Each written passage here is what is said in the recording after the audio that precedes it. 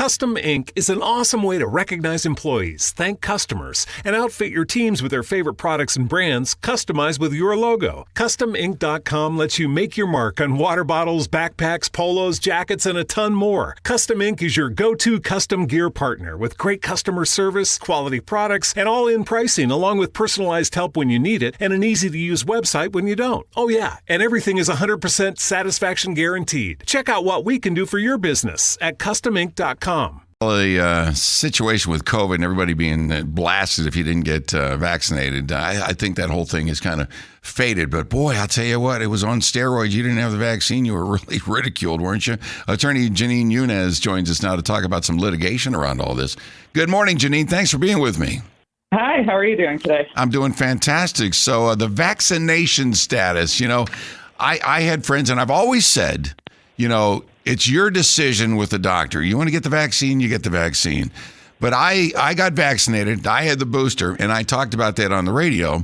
And you'd have thought that I had just gone from Republican to, Democrat just by saying I got the vaccine. That was a decision I made with my doctor. But there's a lot of folks out there that are anti-vaccine on this whole thing, and rightfully so. I mean, it's your call if you don't want to do it. But now it seems this has kind of faded away. And you know what?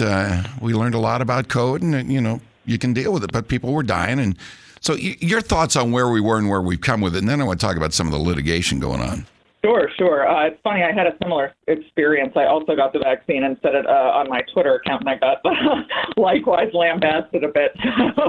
But I kind of understand because it went so far in the other direction. So the CDC has recently, the other day, recognized natural immunity and said there was really no reason to treat people who have natural immunity differently from those who are vaccinated, and really no reason to treat the unvaccinated and vaccinated differently, because it doesn't seem to make much of a difference. And they were sort of vague about why. I think what they're finally acknowledging the vaccine doesn't really stop transmission, so there's no sort of broader public health rationale.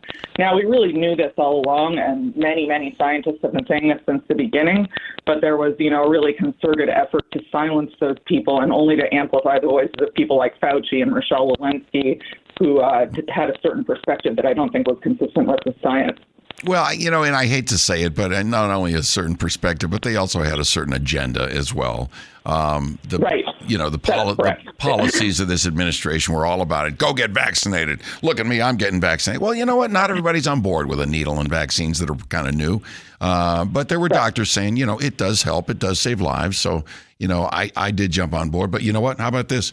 3 weeks ago, I got COVID again. So, I mean, there's different variants. It's been around for a while. So what's going on with the litigation? Why is there litigation around this issue? Well, so we have a couple of cases. They are all on behalf of people with natural immunity whose employers were forcing them to get the vaccines, mostly people who worked at universities. And we argued that, there was no government justification for forcing them to get the vaccine because they had natural immunity. I think, this is something one could also argue about anybody who's unvaccinated, but it's just an even more clear-cut case, so it's sort of a good way to start. Unfortunately, the courts so far have been unwilling to recognize that at the lower court level, but this issue is now going up on appeal. I also had sort of in a similar vein, I had a case about children who were unvaccinated but also had COVID, and they were forced to quarantine whenever they had a close contact at school, whereas vaccinated children weren't. So I was arguing that was a denial of what's called equal protection. Mm-hmm.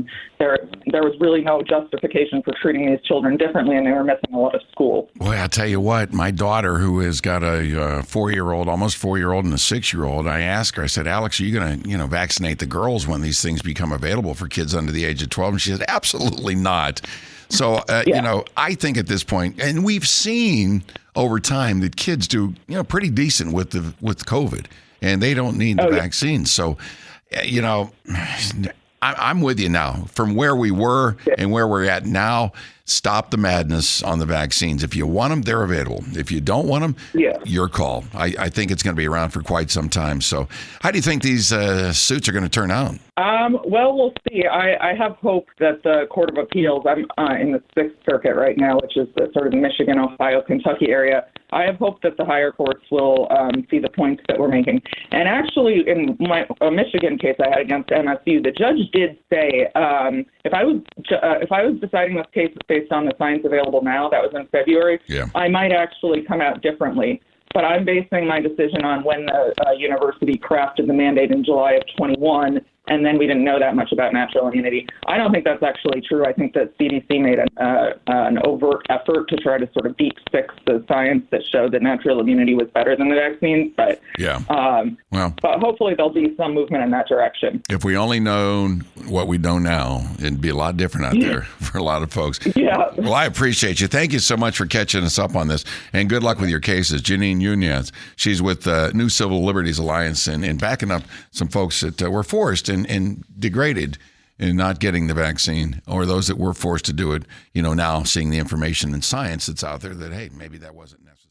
It's your right as an American to keep and bear arms, and Silencer Shop is the #1 source for firearm suppressors in the U.S. They're a Texas-based company, and dedication to customers like you are one of the reasons they have a Google rating of 4.9 out of 5 stars. The Silencer Shop kiosk makes the NFA process easy. Get your ATF E-Form 4 for your suppressor, SBR, or any NFA item easier and faster than ever. Check out YouTube and Instagram at Silencer Shop, or visit silencershop.com. It's the easiest way to get a silencer.